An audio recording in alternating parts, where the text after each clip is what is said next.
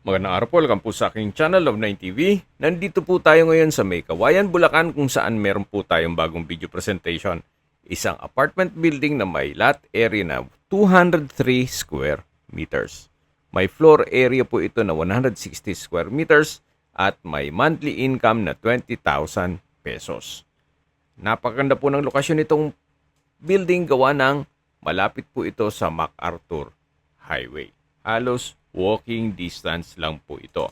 At tungkol naman po sa dokumento nito, ito po'y titulado, buhay po ang may-ari, kaya wala po kayong maging problema sa documentation o sa transfer ng title.